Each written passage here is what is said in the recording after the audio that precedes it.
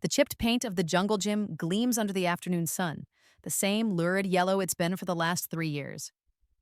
Lily, my Lily, squeals with laughter, her bright pink jacket a blur as she scrambles up the slide ladder. 5 years. 5 years since my world shattered and reformed into something sharper, something stronger. And just like clockwork, or perhaps a particularly cruel cosmic joke, Mason appears at the edge of the playground. He's not alone. Jessica is with him, her perfectly blonde hair catching the light. The same Jessica, the woman he left me for while I was screaming his name, birthing our daughter. He ambles over, hands stuffed into the pockets of his too trendy jeans, that forced casualness he always adopted when he was about to ask for something he didn't deserve. "Olivia," he says, his voice a low rumble that still, annoyingly, manages to twist something in my gut. "Lily's gotten so big." I arch an eyebrow. Kids tend to do that, Mason, especially when you only see them sporadically for what has it been now, 3, 4 months? He has the decency to flush. "Yeah, well, work's been crazy. Listen, I was thinking, maybe we could work out some more visitation. More regular." I stare at him, at the way his eyes flick to Lily and then back to me, searching for something. Forgiveness? Absolution? Or just an easier life? As I'm about to answer, my phone buzzes in my pocket. A text from Dylan. "Venue confirmed, my love. The Grand Willow Resort. They had a last-minute cancellation. It's ours." A slow smile spreads across my face. The Grand Willow. The same exclusive, impossible-to-book resort Mason had whined about for months, trying to secure it for his and Jessica's wedding 2 years ago. He'd failed, of course. The air around us crackles. The cheerful shrieks of children a bizarre counterpoint to the silent, ugly war brewing between us. Jessica, who's been hovering a few feet away, pretending to admire a bed of wilting pansies, drifts closer. Her eyes, cold and assessing, snag on the diamond sparkling on my left hand. I see the flicker of recognition, the way her perfectly sculpted lips tighten. Her face darkens, not just with envy, but with a dawning, horrified understanding. She knows who Dylan Evans is. Everyone in this town knows Dylan Evans, the real estate magnate, the man who could buy and sell Mason's struggling little contracting business before breakfast. The same Dylan Evans who, I happen to know just last week, turned down Mason's desperate loan application. The playground fades, the scent of wood chips and sunscreen replaced by the sterile bite of antiseptic. I'm back there, in that cold, white hospital room. Fluorescent lights hum overhead, each flicker a stab in my already frayed nerves. The rhythmic beep of the monitor tracks the savage rhythm of my contractions, each one a fresh wave of agony tearing through me. I'm gripping the bed rails, knuckles white, panting Mason's name. He was supposed to be here, he promised. Then, his text. Just a few words on a small, glowing screen, delivered with the casual cruelty of a drive-by shooting. "I can't do this. I'm with Jessica. I'm sorry." Sorry. The word was a flimsy bandage on a gaping wound. My sister Paige snatched the phone from my trembling hand, her face contorting in a silent snarl before she let out a string of curses that would make a sailor blush. She held my hand, her grip a lifeline as I screamed, as Lily fought her way into a world where her father had already chosen someone else. The pity in the nurse's eyes was a brand, searing itself into my memory, tears mixed with sweat, a bitter, salty cocktail. But beneath the pain, a cold, hard resolve began to form. He would regret this. I would make sure of it. I promised myself, promised Lily in that moment of ultimate betrayal. Mason would look back on this day and know he'd made the biggest mistake of his life. A small hand tugs at my jeans. "Mommy, look!" Lily's bright, innocent face swims back into focus. She's pointing, her eyes wide with excitement. "Daddy, Daddy's here!" My heart stutters, a painful lurch. But she's not looking at Mason. She's running, a tiny, joyful missile, past the man who shares her DNA, straight into the arms of another. "Dylan." He swings her up, her laughter echoing across the playground, pure and untainted. "Dylan. My Dylan." He settles Lily on his hip, her small arms wrapped tightly around his neck. He greets her with the easy warmth that always makes my chest ache with a love I never thought I'd feel again. Then, his gaze shifts to Mason, and the warmth chills, replaced by a cool, polite acknowledgement that's somehow more cutting than any overt display of aggression. Mason, Dylan says, his voice smooth, controlled. Good to see you. Just heading to a meeting with Henderson later. Your boss, right? We've got a few things to discuss. I watch, a tiny, secret smile playing on my lips as Mason pales. Henderson, his boss. Mason has no idea that Dylan isn't just meeting with Henderson. Dylan's company is in the final stages of acquiring Mason's entire firm, and I, Olivia, his abandoned, broken ex-wife, have been instrumental in that deal, a silent partner, an unseen hand, guiding the pieces on the chessboard. The satisfaction is a warm hum beneath my skin. Every choice, every late night, every carefully cultivated connection since that awful day in the hospital has led to this moment, this slow, sweet unraveling of Mason's carelessly constructed life. The metal slide, baking in the afternoon sun, feels suddenly symbolic. A slow, hot burn, just like the revenge I've been meticulously orchestrating. Mason, ever oblivious, tries to regain some semblance of control, some parental footing. Actually, Liv, I was meaning to talk to you about the father-daughter dance next month. Lily and I should probably start practicing our moves. He winks at Lily, a forced, jovial expression that doesn't quite reach his eyes. I exchange a quick, knowing glance with Dylan. Oh, that's sweet, Mason. But Lily's actually performing at the dance. Her ballet class has a special number. Dylan and I have already arranged everything with her teacher. The forced smile slides from Mason's face, replaced by a flicker of something. Annoyance? Confusion? The dawning realization that he's no longer a central character in his daughter's life, merely a bit player, an afterthought. We turn to leave, Dylan's hand resting lightly on the small of my back. I can feel Mason's eyes on us, on me. I know what he sees. Not the broken, weeping woman in a hospital gown, but Olivia Sterling, owner of a thriving marketing agency. Her cashmere sweater, a soft armor, her stance confident, assured. He sees Dylan, handsome, successful, a protective arm around me, his subtle, expensive cologne, a stark contrast to the stale cigarette smoke that used to cling to Mason. He sees Lily, skipping happily between us, chattering about our upcoming family vacation to the beach, a trip Mason definitely can't afford. The transformation is complete. The revenge isn't loud or explosive, it's quiet, elegant, woven into the very fabric of the life I've built without him. A life he can only witness from the periphery. Olivia, wait, Mason calls out, his voice tinged with a desperation he can't quite hide. We need to talk about the custody agreement. I want to make some changes. I don't stop. Don't even turn around. Dylan's hand tightens reassuringly on my back. Let him talk. Let him make his demands. He has no idea that my lawyer filed new papers this morning, papers detailing his months of missed visitations, his sporadic contact, his utter failure as a consistent presence in Lily's life.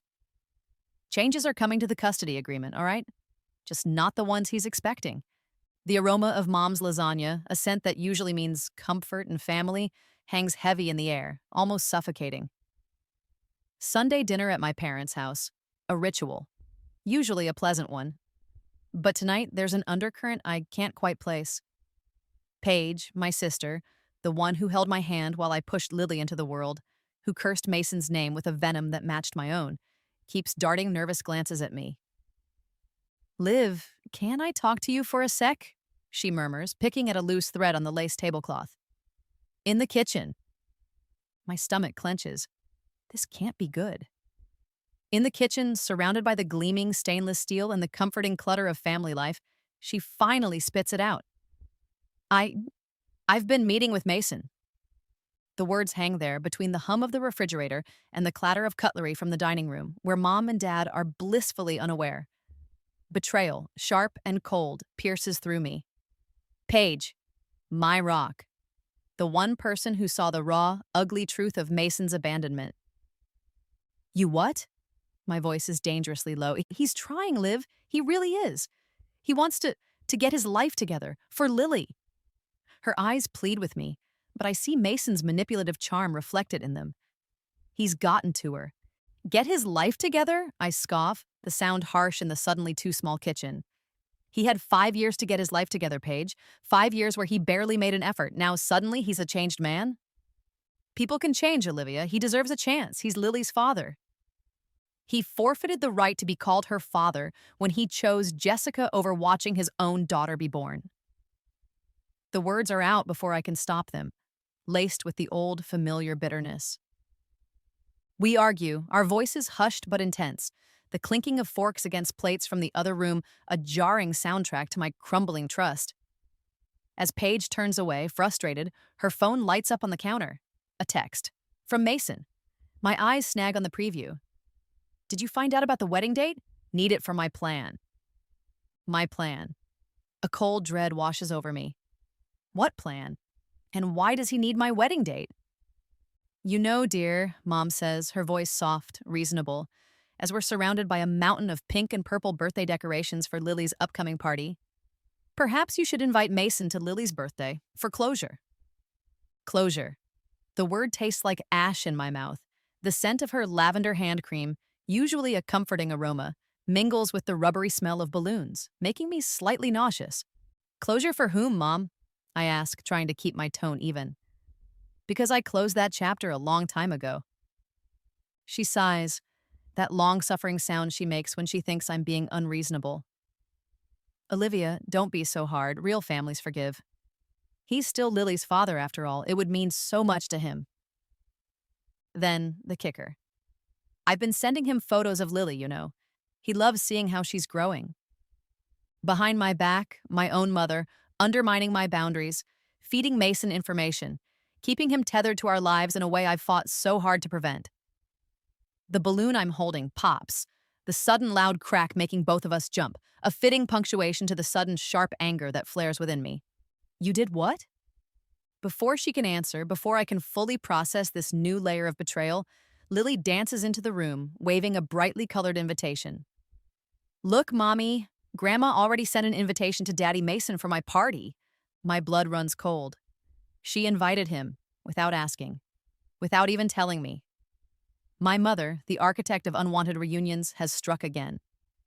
The hiss of the espresso machine at the daily grind seems to echo the accusation in Rachel's eyes. My best friend, my confidant since kindergarten, the one who was supposed to be on my side no matter what. She's been fidgeting ever since we sat down, stirring her caramel latte until it's a lukewarm, frothy mess. Finally, she takes a deep breath. Liv, can I be honest with you? Always, I say, though a knot of apprehension tightens in my chest. I think maybe you should try to move on, from the anger, I mean, with Mason. The words are a punch to the gut. Move on. After everything? You think I'm still angry? Well, aren't you? She challenges softly. This whole thing with Dylan. I mean, he's great, Liv, really. But don't you think part of it is about Mason? Showing him what he lost? Isolation. It's a cold, creeping thing. First Paige, then Mom, now Rachel. Is everyone colluding against me? Is that what you think? That my relationship with Dylan is some kind of revenge plot? Rachel winces. Not a plot exactly, but, well, some of the girls were saying they think you're being a bit calculating. Calculating. The word stings. The girls. Our friend group. So they've been talking about me. Dissecting my life, my choices. The sweet caramel latte sits untouched. Its sweetness a mockery to the bitter taste of betrayal now coating my tongue. She sighs, looking miserable. Look, I didn't want to be the one to tell you, but Jessica hired me. Hired you? For what? To plan their vow renewal ceremony. Rachel mumbles, staring into her coffee cup as if it holds the answers to the universe. Jessica and Mason, renewing their vows. And my best friend is planning the celebration of their stolen happiness. The sterile air of the conference room suddenly feels frigid, the hum of the air conditioning raising goosebumps on my arms. My promotion, marketing director. I earned this. Late nights, killer campaigns, exceeding every target. But Trevor, my colleague, my competitor, is doing his best to snatch it away. While Olivia's creative contributions are undeniable, he says, his voice smooth, condescending as he addresses the board, I do have some concerns about her. Stability, given her ongoing personal dramas. Personal dramas, my jaw tightens. He couldn't, but he does. He presents a carefully curated list of concerns. My acrimonious divorce, my contentious custody battles. Things he shouldn't know. Things only Mason would know. Details Mason would twist to his advantage. My mind races. Mason. He's been talking to my colleagues, feeding them poison, trying to sabotage my career, the one thing I've built from the ashes of our marriage. The projector hums, a menacing drone, as Trevor continues his character assassination, painting me as an emotional, unstable woman, unfit for leadership. The faces around the table are carefully neutral, but I see the flicker of doubt in their eyes.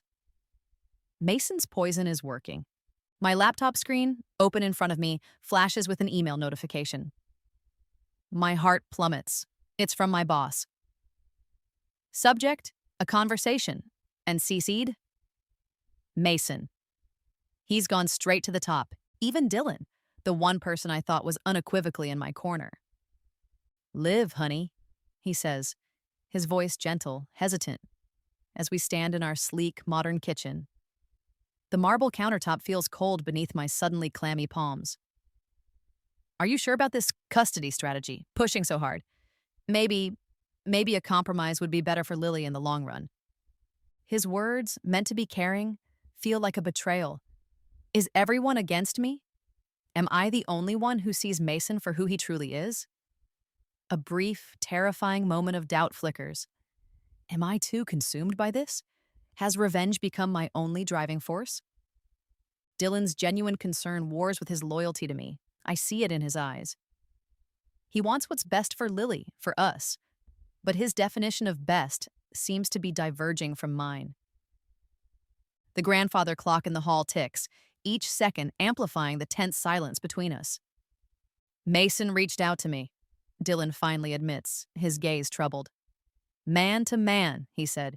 He seemed genuinely remorseful, Liv. He said he just wants to be a better father. Remorseful. Mason knows exactly which buttons to push, which sympathetic chords to strike.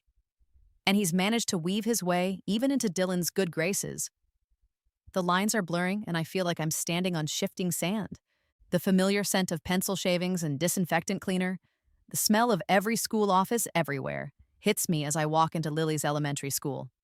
But today, it's tainted with an undercurrent of chaos. Mason is here, and he's making a scene. It's my day! He's bellowing at Mrs. Henderson, the usually unflappable school secretary who looks flustered and unhappy. I'm here to pick up my daughter. It's my court-ordered day. It's not his day. We swapped days last month, a change he initiated and then clearly forgot. I have the text messages to prove it. Lily, bless her heart, is standing near her teacher, her small face a mask of confusion and distress. She's clutching her glittery unicorn backpack, her eyes wide and scared as she watches the adults argue. My heart aches for her. This is exactly what I've tried to shield her from. Mr. Sterling, I say, my voice calm, level, despite the fury simmering beneath the surface. We switched days, remember? You asked to take her last Tuesday instead. He turns on me, his face flushed, his eyes narrowed. Oh, here we go. Parental alienation, that's what this is. You're trying to keep me from my daughter. He's projecting, his voice loud enough for everyone in the office and probably half the hallway to hear. The humiliation burns as I see the pitying glances from other parents, the sympathetic but ultimately unhelpful look from Mrs. Henderson. Mason, the master manipulator, is painting himself as the victim, me as the vindictive ex-wife. The principal, Mr. Davies, emerges from his office, his expression weary. Mr. and Mrs. Sterling. Perhaps we should schedule a formal mediation to sort out these visitation issues. Clearly, there's a breakdown in communication. Mediation. Playing right into Mason's hands. He wants a formal process, a platform to air his grievances, to make it seem like I'm the one being unreasonable, difficult. And once again, he's managed to twist the narrative to his advantage. The mediator's office is as sterile and unwelcoming as a doctor's waiting room. Uncomfortable chairs, generic watercolor paintings of landscapes that look like they were ordered from a catalog. I focus on a particularly bland depiction of a lighthouse, trying to channel an inner calm I don't feel. Mason, of course, is in his element. He's charming, articulate, reasonable. He presents his case, his voice full of feigned concern for Lily's well-being, for the importance of a consistent father figure in her life. Jessica sits beside him, nodding sympathetically, her hand resting proprietorially on his arm. They exchange smug, knowing glances. They think they're winning, and I let them. I stay calm, I listen patiently. I agree to his request for a more structured visitation schedule, for clearly defined pickup and drop-off times, for scheduled weekly phone calls. I present myself as willing to compromise, eager to co-parent effectively for Lily's sake. The mediator, a tired-looking woman with kind eyes, smiles approvingly. Her pen scratches across the official-looking forms, documenting what appears to be Mason's victory. My lawyer, Sarah, gives me a subtle, almost imperceptible nod. Stick to the plan. As we leave, Mason leans in, his voice a low, triumphant whisper. Glad you're finally being reasonable, Olivia. See, this co-parenting thing isn't so hard when you just cooperate. He pauses, a smirk playing on his lips. Oh, and I'll see you at the company retreat next weekend. Henderson's making it mandatory for all department heads. Should be interesting. Interesting. He has no idea.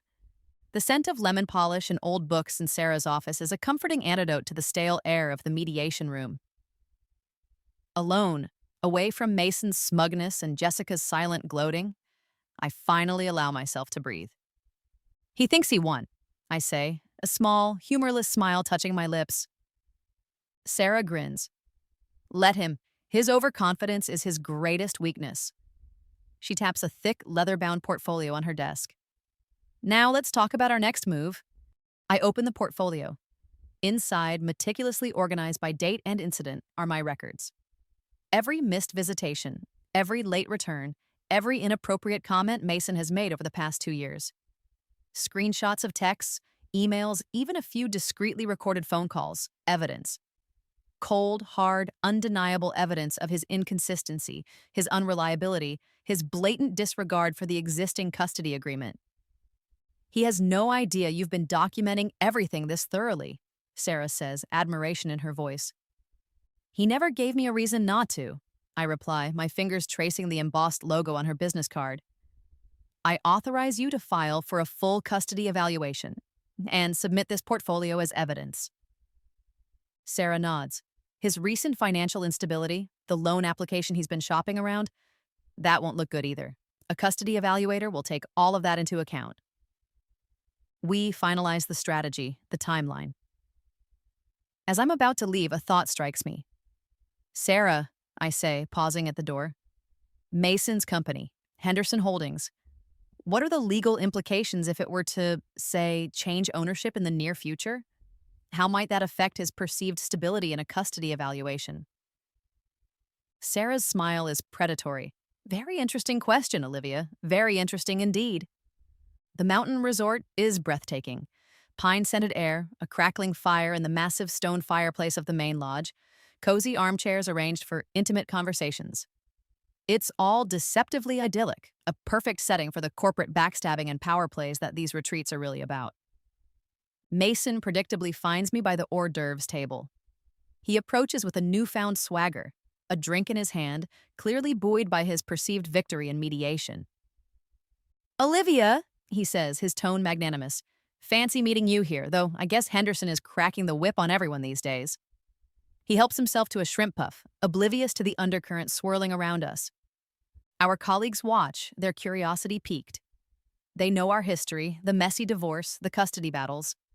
But they don't know the current dynamics, the secret war being waged on multiple fronts. I'm working on a new project proposal, Mason boasts, leaning conspiratorially closer. Game changer for my department. Henderson's going to love it. Big things are happening, Liv. Big things. I take a slow sip of my untouched mineral water, the ice clinking softly against the glass. Is that so, Mason? He has no idea that I've already seen his game-changing proposal, that it landed on my desk, my new desk, at Dylan's company last week, that I'm part of the executive team evaluating potential acquisitions. that his proposal was flimsy, poorly researched, and ultimately rejected. He has no idea that Dylan's company is poised to acquire Henderson Holdings, and that I, Olivia, am playing a key role in that acquisition. Just then, Mr. Henderson himself steps onto the small, makeshift stage by the fireplace, tapping the microphone for attention. Evening, everyone. Glad you could all make it. Just a quick announcement before we officially kick off the retreat festivities. As you know, Henderson Holdings is always looking towards the future, towards growth and innovation. And in that spirit, I'm pleased to announce that we are entering into a strategic partnership, in fact, an acquisition with Sterling Evans Development. A murmur runs through the crowd. Sterling Evans, Dylan's company, my company. Henderson continues beaming. And I'm particularly thrilled to announce that Olivia Sterling will be leading the integration team for the acquisition of Mason's division. He gestures towards me, a proud smile on his face. The shrimp puff falls from Mason's slackened jaw. His face is a comical mask of disbelief and dawning horror. The ice in my drink has almost completely melted. The game, it seems, has just leveled up. Monday morning. The fluorescent lights of the Henderson Holdings conference room feel harsh, unforgiving, especially as they illuminate the beads of sweat forming on Mason's forehead. He's just discovered the full extent of my new role. Not just part of an acquisition team, but leading the overhaul of his entire division. His professional future, his career, the one thing he's always prided himself on, however undeservedly, is now squarely undeniably in my hands. The carefully constructed presentation I've just delivered outlines the restructuring plan, the redundancies, the new strategic direction. His name, his department, featured prominently in the areas for reassessment. He tries to approach me after the meeting, his usual bluster replaced by a stammering panic. Olivia, Liv, we need to talk, privately. This is a mistake. There's been a misunderstanding. I give him a cool, dismissive glance. My schedule is rather full, Mason. Perhaps you can book an appointment through my assistant. Later that day, my phone rings. Jessica. Her voice is shrill, on the verge of tears. Olivia, you can't do this. You can't ruin us. We have a mortgage, responsibilities. This isn't about work. This is about old grudges. You're trying to destroy him. Destroy him? No, I'm simply making strategic business decisions, the kind he was never very good at. The artificial ficus in the corner of my new office, its plastic leaves gathering a thin layer of dust, seems to mirror the artificiality of Mason's entire professional persona. It's all been a facade, and now the facade is crumbling. Just as Jessica's call ends, a new calendar invitation pops up on my screen. From the Office of Dr. Elaine Carmichael, Custody Evaluator. Subject, Initial Assessment, Olivia Sterling and Mason Sterling, Lily Sterling. The appointment is scheduled for next Tuesday. The same day, I happen to know that Mason is due to give a critical presentation to the Henderson Holdings Board, a last-ditch effort to save his department, his job, his rapidly imploding career. Coincidences, as they say, can be so deliciously ironic. Lily comes home from her weekend with Mason looking different. Not physically, but there's a subtle shift in her attitude, a new, brittle edge to her usual sunshine. It starts with small things. An eye roll when I ask her to pick up her toys. A dismissive shrug when I suggest we bake cookies. Then the phrases start. Phrases that aren't hers. Phrases that reek of Jessica's saccharine-sweet, manipulative brand of poison. Daddy says his house is my real home now, she announces casually over dinner, stabbing at her peas with uncharacteristic aggression. My fork clatters against my plate. Oh, really, sweetie? And why would he say that? Because Jessica says you and Dylan aren't my real family, just placeholders. Placeholder. The word is a viper, striking swift and deep. Mason and Jessica. They're actively trying to undermine my relationship with my daughter, to poison her against Dylan, the man who has been more of a father to her than Mason ever was. The final straw comes when I'm unpacking her overnight bag. Tucked beneath her favorite stuffed bunny, a bunny that now, I realize with a sickening lurch, smells faintly of Jessica's cloying signature perfume, is a brand new smartphone, a cheap prepaid model. For calling Daddy whenever I want. Lily explains, her voice small, uncertain when I confront her. Jessica said it's our secret. A secret phone. A direct line for them to whisper their poison into her ear, to further erode the stability and security I've worked so hard to build for her. My hands tremble as I scroll through the text messages. Promises of endless toys, extravagant trips, and then the one that makes my blood run cold. Don't worry, sweetie, soon you'll be with Daddy and Jessica all the time. We're going to take you to Disney World for a very, very long time, and a very long time. The implication is clear. They're not just talking about a vacation. They're talking about custody. They're talking about taking her away from me. My hand is white-knuckled around my own phone, the urge to scream, to rage, to drive over to Mason's house and demand an explanation, almost overwhelming. But I don't. I take a deep, steadying breath. I stick to the plan. I call Mason. My voice is carefully neutral, betraying none of the fury churning inside me. Mason, we need to talk about some of the things Lily has been saying after her weekends with you. Some confusing things about our real families. I don't mention the phone. I don't mention the Disney World threat. I let him stumble. Let him offer his flimsy excuses. His denials. Oh, you know kids, Liv. They misunderstand things.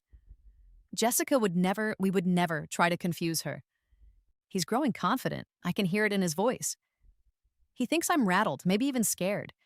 He's just had a small financial windfall, a freelance project he managed to land, despite his Henderson Holdings career circling the drain, and he's feeling cocky.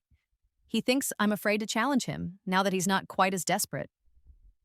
Right, I say, my voice flat. Well, just be more mindful, okay? It's upsetting her. I hang up, the click of the disconnect echoing the cold, hard resolve solidifying in my chest. The antique wall clock in my hallway ticks, each second a countdown. He has no idea what's coming. An hour later, an email pings into my inbox. From Mason's lawyer. Subject, request for custody modification. Attached, a formal petition for an extended out-of-state vacation with Lily. Disney World. He's actually doing it. He's trying to take her. I forward the email with Mason's lawyer's ludicrous request to Sarah. Subject, trigger, it's the code word we agreed upon. Time to unleash the hounds. Sarah calls me within minutes. He's bolder than I thought, or stupider. This plays right into our hands, Olivia. He thinks he has the upper hand, I say, already pulling out the file containing the evidence from the secret phone. The text history, a clear, undeniable pattern of parental alienation, of emotional manipulation, it's all there, in black and white. My meeting with Dr. Carmichael, the custody evaluator, is later that week. Her office is surprisingly cheerful, decorated with children's artwork, colorful mobiles hanging from the ceiling. It's a jarring contrast to the ugly business at hand. I present my concerns calmly, factually, without emotion. I focus on Lily's well-being, on the confusion and distress Mason and Jessica's actions are causing her. I share the text messages, the story of the secret phone, the Disney World plot.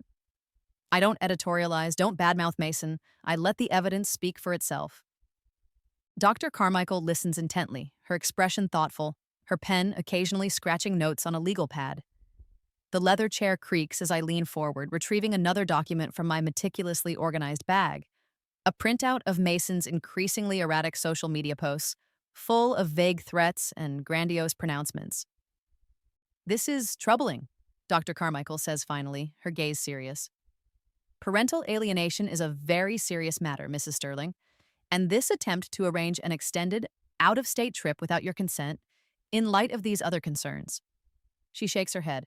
I'll need to speak with Mr. Sterling, of course, but based on what you've shown me today, I'm prepared to make an interim recommendation.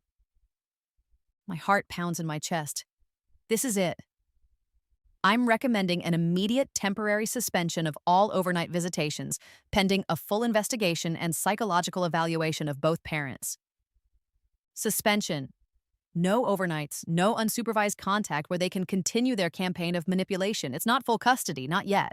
But it's a critical victory, a shield for Lily. While Mason is busy self-destructing on the personal front, I'm moving forward on the professional one. The Henderson Holdings acquisition is proceeding, and it's time for me to present my final recommendations for the restructuring of Mason's former division. The boardroom is hushed, the long, polished glass table reflecting my composed expression. I deliver my analysis, my voice clear, confident. I use Mason's own neglected reports, his outdated strategies, his department's declining performance metrics, to demonstrate the clear redundancy of his role, the inefficiency of his leadership. My presentation isn't just about cuts, though. It's about rebuilding, streamlining, creating a stronger, more agile division. I offer concrete, viable alternatives that would save other jobs in his department, redirect resources, foster innovation. I'm not just tearing down, I'm building something better. As I conclude, I feel a subtle vibration from my phone in my pocket. A text from Dylan. "Knock 'em dead. I'm proud of you."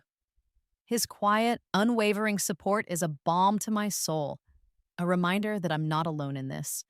The board members ask a few pointed questions, which I answer calmly, backing up my assertions with data, with facts. Then, the vote. Unanimous. My recommendations are accepted. Mason's position is officially eliminated. Just as the chairman is thanking me for my thorough and insightful work, my phone rings. It's Sarah. "Olivia," she says, her voice urgent. "Mason's lawyer just called. He's apoplectic.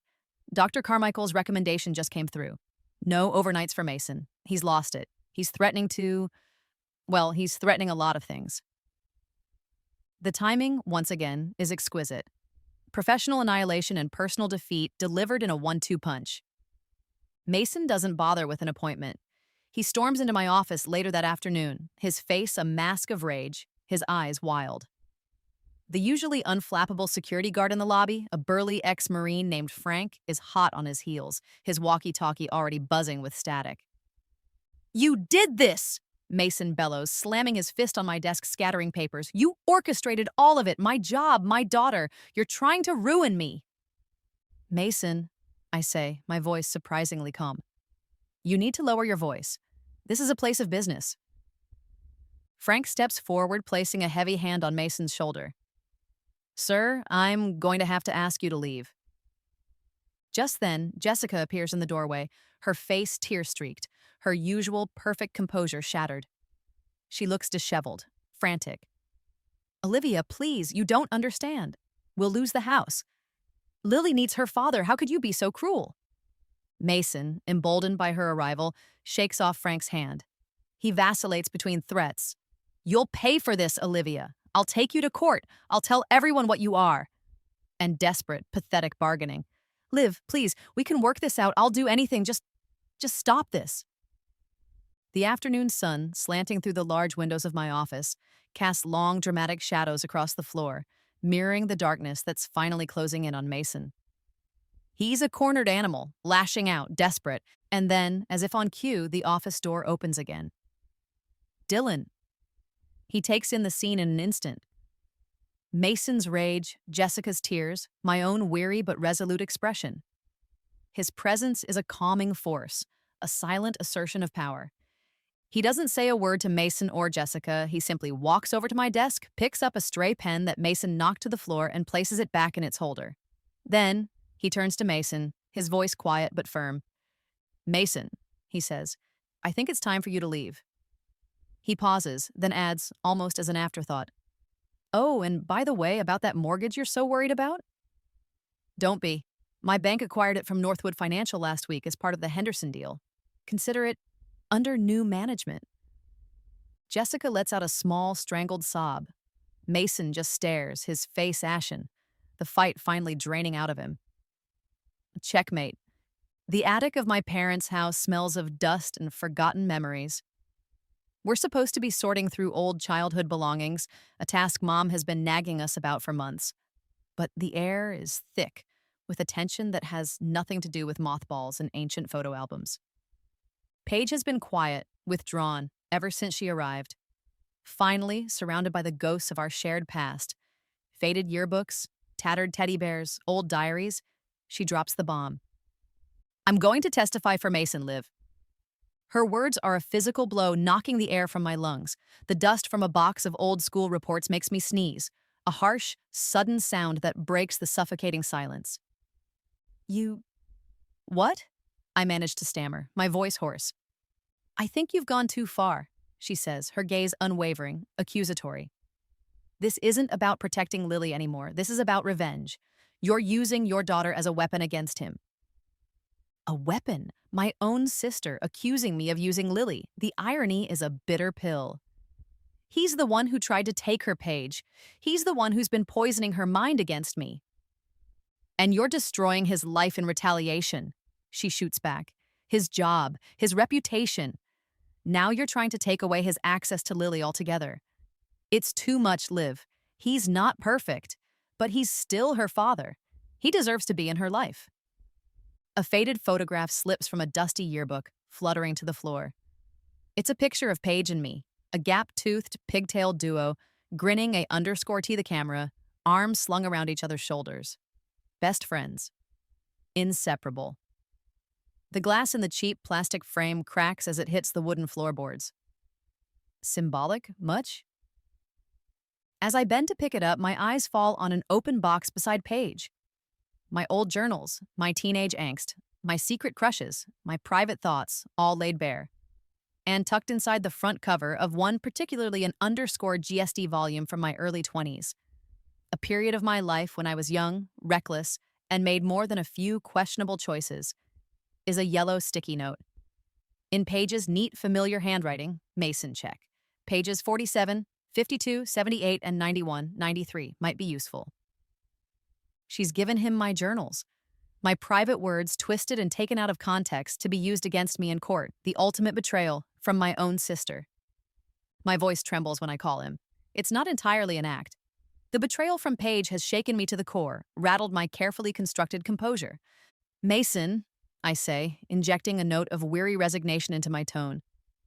Can we talk privately? Just you and me, for everyone's sake. Maybe we can work something out before this whole thing gets even uglier. He's cautious at first, suspicious. But the tremor in my voice, the first genuine crack in my armor he's witnessed in years, seems to convince him. He agrees to meet. My choice of venue? The hospital cafe.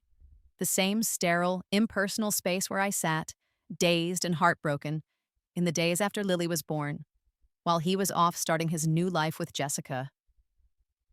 The institutional smell of stale coffee and floor wax is a visceral trigger, bringing back a flood of raw, painful memories for both of us, I'm sure. He arrives looking smug, victorious. He's already dictating terms before his lukewarm coffee has even cooled, stirring in 3 packets of sugar with a flourish. He wants more visitation, unsupervised. He wants joint decision-making on everything, from schooling to healthcare. He wants a gag order, preventing me from speaking negatively about him to anyone. He's clearly been coached by Paige, armed with ammunition from my stolen journals. He thinks he has me. Cornered, defeated, ready to wave the white flag.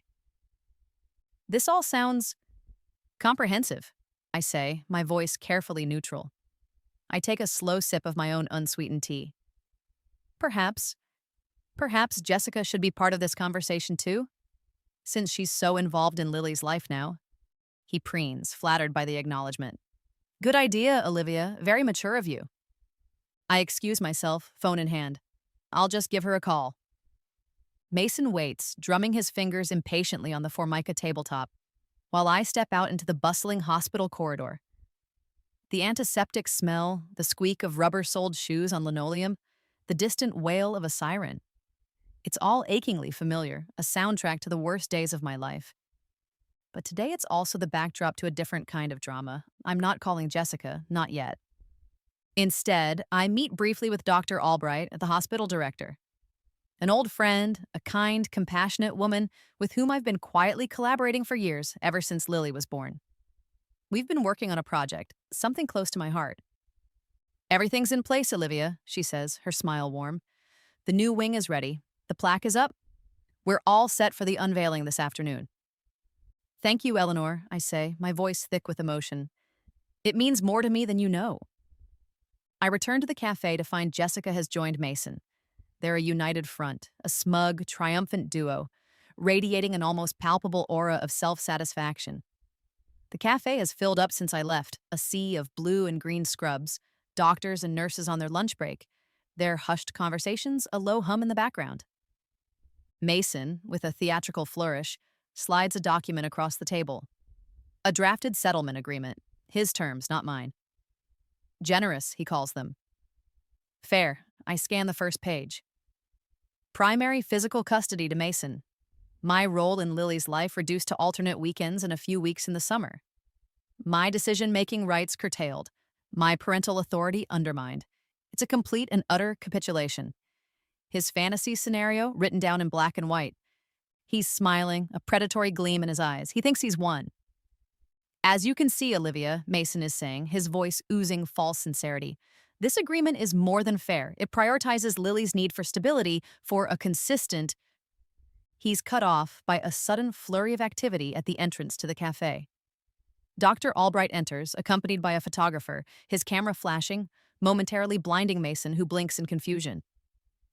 Excuse me, folks, Dr. Albright says, her voice carrying easily over the lunchtime chatter.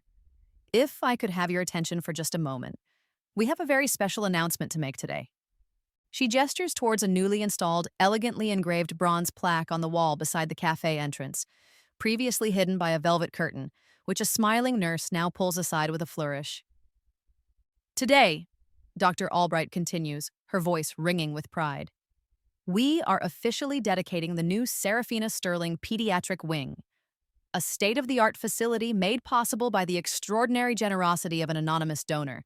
Mason is staring at the plaque, his brow furrowed. Serafina Sterling, my grandmother's name. Dr. Albright beams at me. And while our donor wished to remain anonymous for the longest time, she has finally agreed to let us acknowledge her incredible contribution. Ladies and gentlemen, please join me in thanking the visionary philanthropist who made this all possible, Miss Olivia Sterling. A wave of applause ripples through the cafe. Doctors, nurses, hospital staff, many of whom recognize me from my years of quiet, unassuming volunteer work here, turn to smile, to nod, to offer their congratulations. The photographer's flash pops again, this time directed at me, at our table, at the stunned, disbelieving faces of Mason and Jessica. The new pediatric wing, my project, my way of giving back, of turning my own pain into something positive. Dedicated to supporting single parents in crisis, to providing resources and comfort to families navigating the terrifying maze of childhood illness. Named in memory of my grandmother, a woman who knew firsthand the struggles of raising a child alone after being abandoned by the man she loved. And then, the final exquisite twist of the knife. From the edge of the crowd, a familiar figure emerges. Dr. Elaine Carmichael, the custody evaluator. She smiles politely, acknowledging me with a subtle nod before her gaze sweeps over Mason and Jessica, her expression carefully neutral but missing nothing. Dr. Carmichael, I say, my voice clear, steady. What a surprise. I didn't realize you were a fan of hospital cafe cuisine. Olivia, she replies, her tone professional but with an undercurrent of something else. Approval? Dr. Albright was kind enough to invite me to the dedication. It's truly an inspiring initiative. Her eyes linger on Mason, on the custody agreement still clutched in his hand, on the dawning horror in his eyes as he finally begins to understand. He's been playing checkers while I've been playing chess. The full picture. It's not just about a successful career, a new, loving partner. It's this. Years of quiet dedication, of building something meaningful, of giving back to the community that unknowingly sheltered me during my darkest days. It's the respect in Dr. Albright's eyes, the genuine warmth from the hospital staff, the quiet dignity of a life rebuilt not on bitterness, but on purpose. Dr. Carmichael's presence is no coincidence. She's seen it all. Mason's smug demands, Jessica's silent complicity, my apparent willingness to surrender. And now, this unexpected, undeniable evidence of my character, my stability, my deep-rooted commitment to the well-being of children, of families. These revelations, Miss Sterling, Dr. Carmichael says, her voice carefully measured, will, of course, be highly pertinent to my final custody recommendation. It speaks volumes about your character, your priorities. Mason and Jessica are speechless, their faces pale, their earlier triumph dissolving into a mixture of disbelief and dawning panic. They misjudged me. They saw my actions as petty revenge, a tit-for-tat escalation. They never imagined this quiet, unshakable strength, this life reconstructed on a foundation of resilience and compassion. The afternoon light filtering through the cafe windows seems to illuminate me, casting an almost ethereal glow. Or maybe that's just the reflection from the shiny new plaque. My phone buzzes, a text from Dylan. Hope your coffee with Mason went well.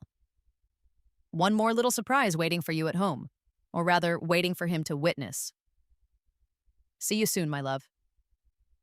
One more surprise. The game, it seems, isn't quite over yet.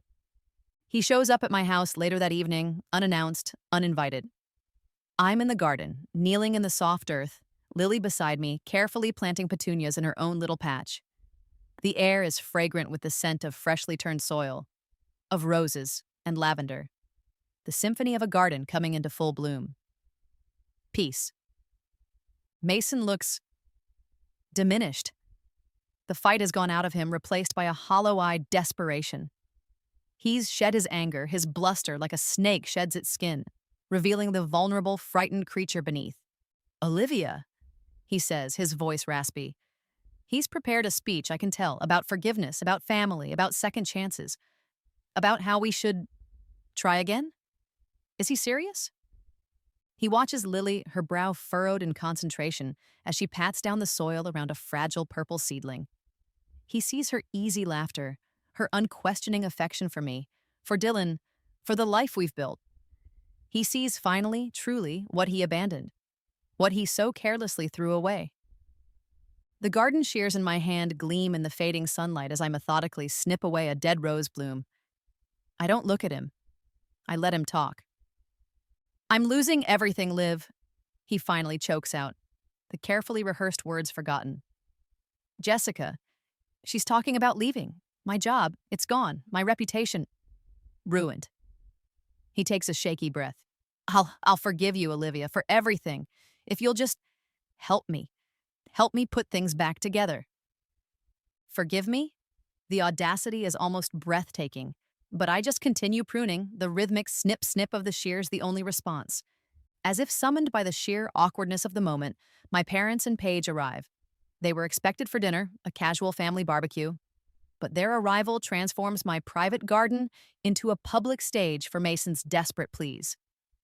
The kitchen, as I reluctantly lead them inside, quickly fills with a cacophony of competing aromas. Mom's overpowering rose-scented perfume, the rich, savory scent of the chicken Dylan put on the grill before he left to pick up dessert, and the faint, unmistakable smell of Mason's fierce sweat.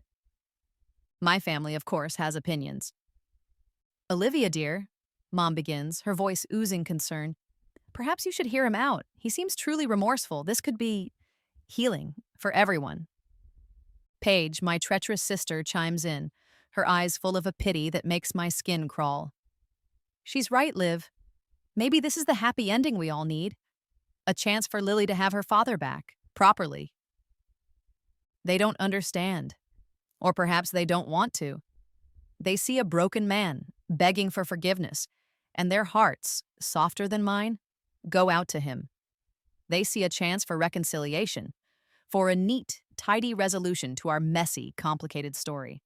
The knife in my hand taps a steady, rhythmic beat against the cutting board as I chop vegetables for a salad. The repetitive motion a small anchor in the swirling tide of their expectations. Happy ending? There's only one happy ending I'm interested in, and it doesn't involve Mason. Just as the pressure reaches an almost unbearable crescendo, Dylan walks in, a bakery box in his hands, a smile on his face that falters slightly as he takes in the scene. He assesses the situation with one swift, perceptive glance. Mason's desperation, my family's earnest pleading, my own stony silence. He sets the box on the counter, his eyes meeting mine. Everything all right, Liv? He asks, his voice calm, steady. Do you want me to ask everyone to leave? My hero. Before I can answer, before Dylan can usher my meddling family and my pathetic ex-husband out the door, another figure appears in the doorway. Jessica. She looks a mess. Her usually immaculate blonde hair is disheveled, her expensive clothes rumpled, her eyes red-rimmed and puffy. She shivers slightly despite the warm evening air, clutching a designer handbag to her chest like a shield.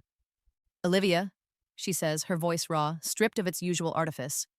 I I need to talk to you." She steps inside, her gaze darting nervously between me, Mason, and my assembled family. "I know what I did was wrong," she begins, her voice trembling. "Breaking up your marriage, and I'll never forgive myself for that. But Mason, he's a good man, deep down. He loves Lily, and—" She pauses, her hands straying to her stomach. A gesture so cliché, so predictable, it's almost laughable. "I'm pregnant, Olivia." Pregnant. The irony is so thick, so painfully, predictably ironic, I almost choke on it. Another child. Another life Mason is about to mess up. The storm clouds that have been gathering on the horizon all evening finally break, the first fat drops of rain splattering against the kitchen window, mirroring the tears now streaming down Jessica's face. "Please," she begs, her voice cracking. "Don't let him lose his job. He needs it, for our baby, for Lily. He needs to be able to provide for his children." She takes another shaky breath, then delivers her final, desperate gambit.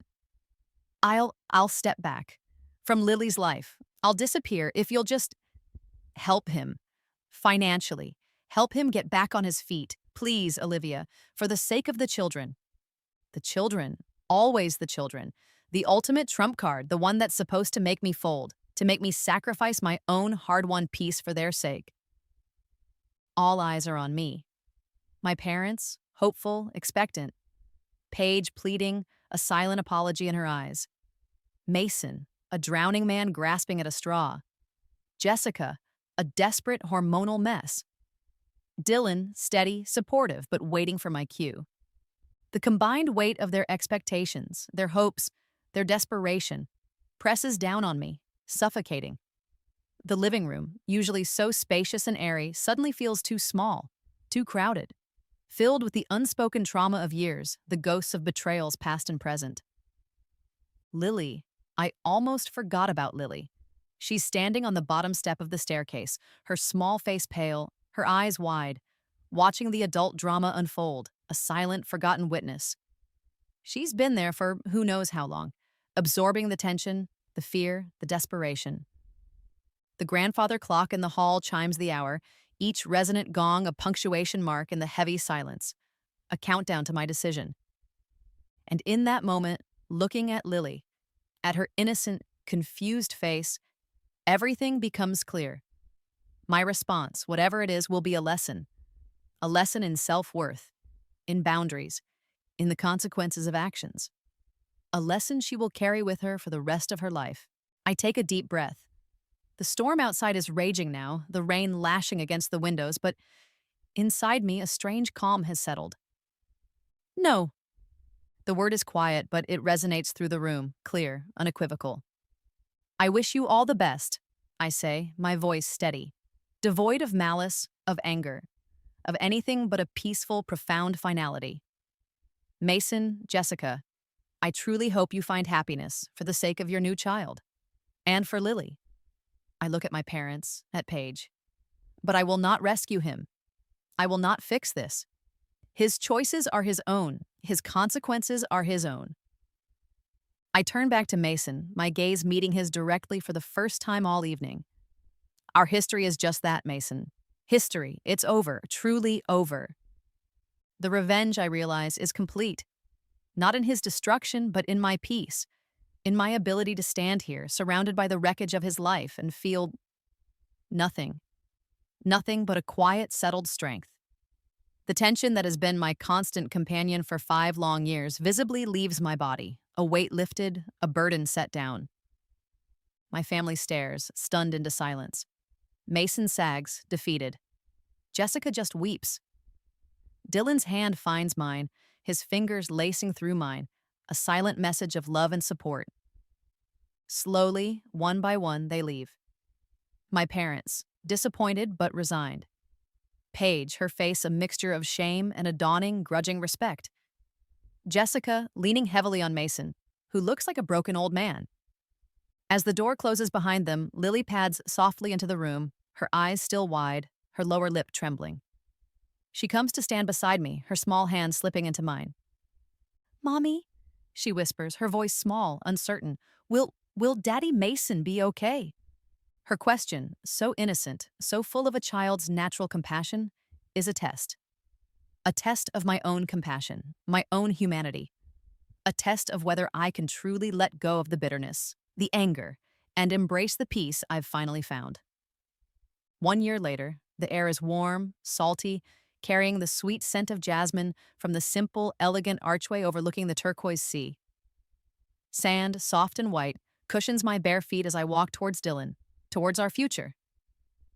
Lily, a vision in a pale yellow dress, her dark hair adorned with tiny white flowers, walks confidently ahead of me, scattering rose petals with a solemn grace that belies her 6 years. Our wedding. Small, intimate, on a secluded stretch of beach, witnessed by a handful of our closest friends and family. The waves provide a rhythmic, soothing soundtrack, washing away the last faint traces of old pain, old betrayals. I catch a glimpse of Mason and Jessica, sitting quietly at the back, near the dunes.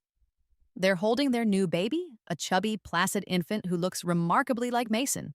They look subdued, respectful, almost peaceful. They're here because Lily asked them to be, and because I, in a moment of genuine, surprising grace, agreed. Some bridges, it turns out, don't need to be burned. They just need to be left behind. Dylan's eyes meet mine, his smile so full of love, of adoration, it takes my breath away. He takes my hands, his grip warm, steady. Our vows are simple, heartfelt, promises of a future built on trust, on respect, on a love that has weathered storms and emerged stronger, brighter. Later, at the casual, joyful reception, under a canopy of twinkling fairy lights, as the sun dips below the horizon, painting the sky in fiery shades of orange and pink, Mason approaches me. He's holding his new son, a tiny bundle wrapped in a soft blue blanket. He looks nervous, hesitant. "Olivia," he says, his voice quiet, "can we talk, privately?" We walk a little way down the beach, away from the music and laughter, the setting sun casting a warm golden glow across the sand. A perfect metaphor for the closing of one chapter, the beginning of another. "He's beautiful, Mason," I say, genuinely admiring the sleeping infant in his arms. Mason manages a small, tired smile. "Thanks, he's a handful." He shifts awkwardly, the baby stirring slightly. "Listen, Liv, I just wanted to say, I'm sorry for everything. I know I messed up, royally. It's not the first apology I've heard from him, but this one feels different. Less desperate, more real." There's a weariness in his eyes, a humility I've never seen before. "I get it now," he continues, his gaze fixed on the horizon. "What I put you through, what I lost. Experiencing some of it myself, with Jessica, with the baby. It's been humbling. We talk for the first time in years, not as adversaries, not as bitter exes, but as two people who share a child, who share a complicated history, but who are finally perhaps moving towards a place of, not forgiveness maybe, but acceptance, respect. The sweet scent of the wedding cake, lemon and elderflower, Lily's choice, drifts towards us on the gentle evening breeze. "Olivia," Mason says, his voice hesitant. "Lily, she's amazing with him. With Leo." He looks at me, a plea in his eyes. "Do you think, could she be a part of his life? As his sister, his half-sister?" I look at him, at this man who caused me so much pain, who shattered my world.